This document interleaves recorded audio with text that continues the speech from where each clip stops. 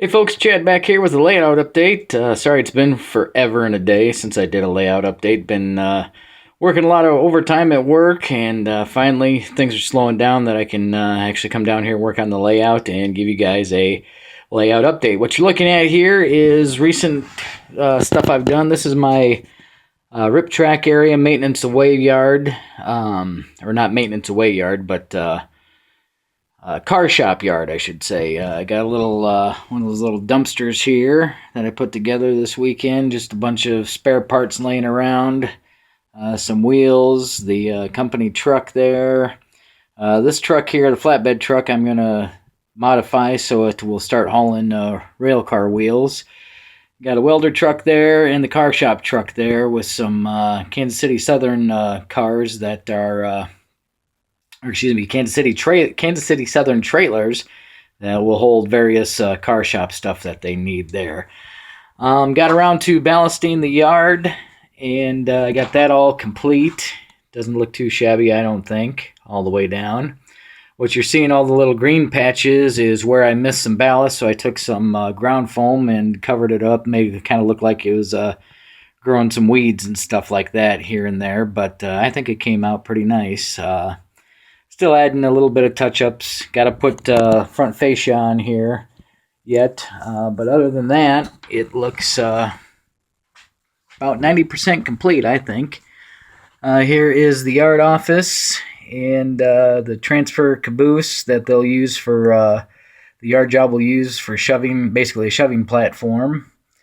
There you see a locomotive with the car, just testing everything out, making sure everything runs. There's the beginning of the downtown area here. Then we pan around to the maintenance away shops, and we got a lot of stuff, lots of activity going on in the yard. Somehow we ended up with a hopper in the middle of the yard. No, I just took that off because it derailed. They got to put it back on.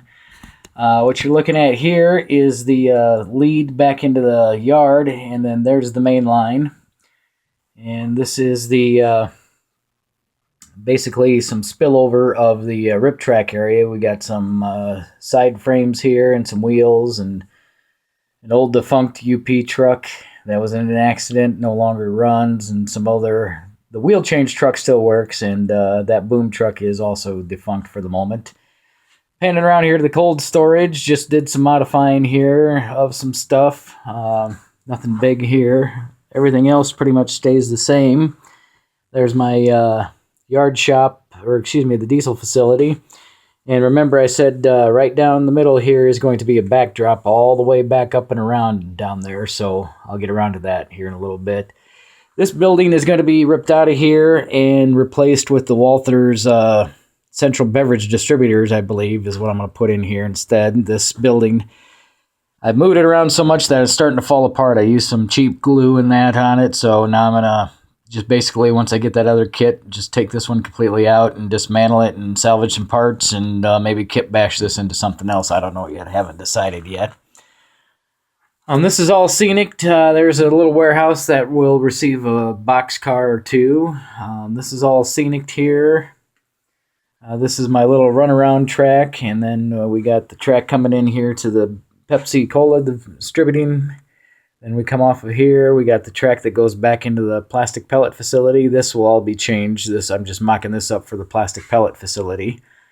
And then, of course, the grain elevator. We've got two tracks here at the grain elevator. We got the one that wraps around the grain elevator there, and then once they're loaded, once they're loaded, they'll stay on the loaded track. Once they're empty, they'll be shoved into this straight track that you can't really see because of all the junk in the way.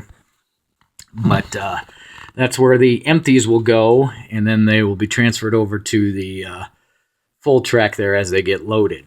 Then you come around here, and here's my second co-op elevator off of the main line. And, of course, you see the main line curve right through here and come around. And right here, what you're looking at is a team track area. And over on this side of the team track area is the yard where they will put whatever they unload from flat cars or whatever else and just kind of hold it till it's picked up by truck or whatever else it's picked up by. And right here starts the siding where the two locomotives are that will wrap all the way around, and I'll show you that here in just a minute. Right there at that C&W boxcar is the end of that train. I'll show you that here in a minute. This is the other downtown. This area will be referred to as Jacob Junction for the Y that I put in. I have yet to wire it. We put in a Y and kind of left a piece of track there, kind of make it look like it was a junction back in the day, and they just ripped it all out and put the Y in, make it look like it kind of went straight back to the wall. But then because the town started prospering and developing, they put buildings and stuff in the way. So that's the old remnants of the Y there. And this side of the Y, it's just basically a tail track. It's another little peninsula. And right here in this area is going to be this building here, along with this from the old model railroader. I decided this will fit perfectly where I need it. I don't think I'm going to call it United Co-op Fertilizer. I'll call it something else. But still got to get the warehouse bought, and then some styrene and stuff like that to build the blending tower and all that good stuff. So that will be setting right here in this area, and we'll receive probably about 1 or 2 hoppers on this track here, and then over here is the tail track, and then we'll shove back into where this flat car is sitting will be the Walthers LPG tank area. So we'll have 2 industries on this little peninsula, and then now we'll work our way back over onto the other side here, and as I knock stuff over, that's always fun. Here's a couple other industries. I still have to put the track in here, but this will be a construction supply company. We'll receive flat cars and lumber racks of lumber. And that switch for that is right there, and the track will come in and go right down the middle of that parking lot and extend all the way back to the red line there. This is a corrugated box company. A buddy of mine, Mike Christensen, said it doesn't fit on his layout anymore, so he gave me the building. It's a pretty nice building. And it fits perfectly right where I've got it set up right now. And let's see here, what else we got over here. Here's another building he gave me that I'm constructing, working on. I'm adding a, basically this will be another shed area where it will receive flat cars of steel plates and coil of steel cars.